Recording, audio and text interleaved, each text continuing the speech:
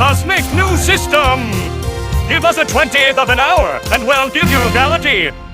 Welcome to CNS. I'm Celine Ether. And I'm Johnny Quasar. Our top story. The unnamed Planet X has reportedly been destroyed by what authorities believe to be a duck in a high-vis shirt and a bowling ball wearing a Roman helmet. Planet X was the main source of mining for aluminum phosphex, the claimed shaving cream atom. In other news, reports of English Time Lords have been circulating around increased appearance of gentlemen wearing tweed jackets, as well as the insinuation that the English are, quote, aliens. On Earth, the Flatwoods Monsters have returned to West Virginia for their annual barbecue. These have been held since 1952, when they made their first appearance. All was well until the Mothman was sighted, and the surrounding forest caught fire. A band of asteroid pirates have been apprehended near the Jupiter side of the asteroid belt. In their possession they had many moon rocks, gems, and a collection of late early 90s and early 2000s media.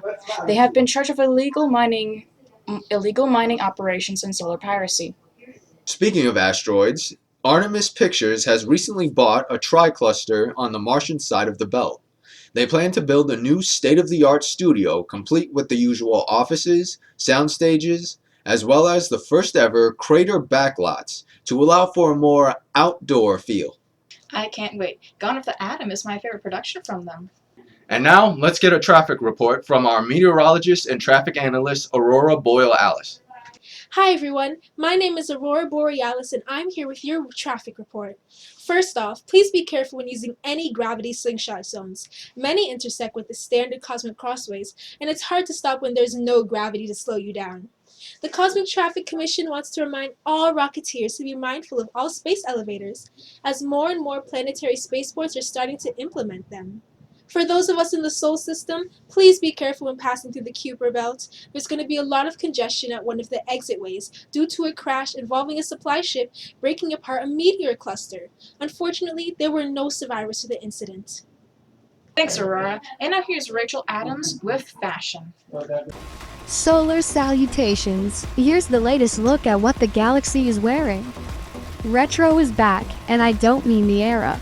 Retro rockets were helpful in getting us back to planets, but now they're being used to bring fashion forward. With the newest retro rocket style hats, I hope you ladies are wearing unflammable hairspray. Speaking of retro, the Mercury 7 were more than the first Americans in space. They were also fashion inspirations. These silver summer sun-resistant clothes are catching on like the fire they were designed to repel.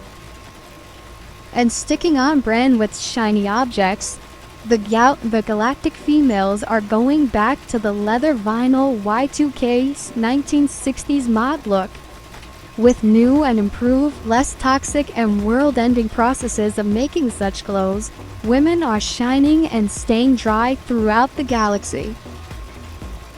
And now to these abominations. They look like freaking Teletubbies. Back to you, Johnny and Celine. You're always a big help, Rachel. I think I'm gonna need a new vinyl jacket after that report. Well, if you don't use a public space shuttle or fly a pop rocket, you might find the trip to work a bit harder. All evaporators, teller rings, and transporters are going down for stand-ins maintenance all next week. Officials warn against using these devices unless you wish to be deformed or transferred into the wrong body. Well, there was a major scare today at Tradeboro after it was revealed that a cargo ship had unknowingly transported an energy vampire. The origin of these EVs is still unclear. Authorities were unable to capture the creature, and it escaped into the city's sewers.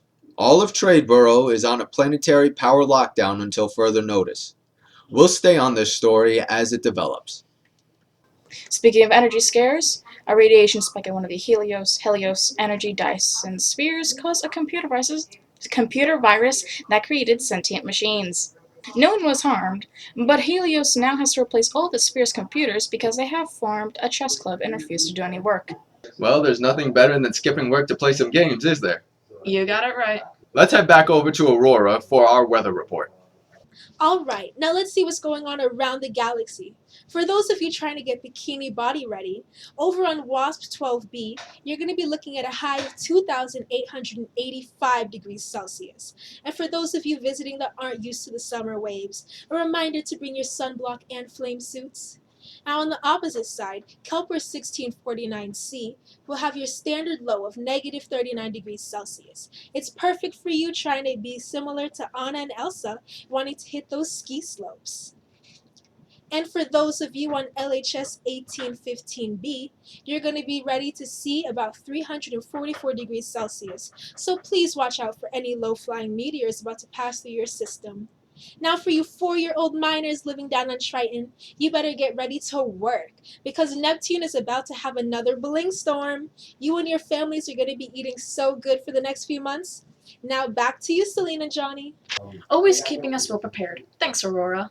Now let's see what's happening in the world of solar sports. Steve? Happy Cycle, sports fans! We've got a lot to cover and no visible confirmation for any of it.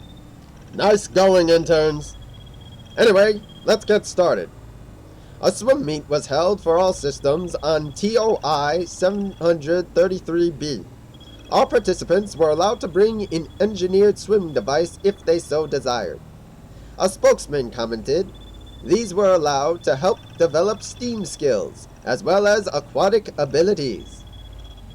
The Chicago of Planets, HD 1897-33B, had their famous gliding competition.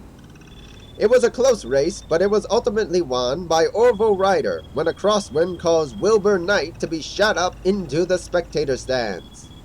No one was majorly or chronically harmed. A warning from the Solar Security Council is being enforced against the new extreme sport, black hole surfing.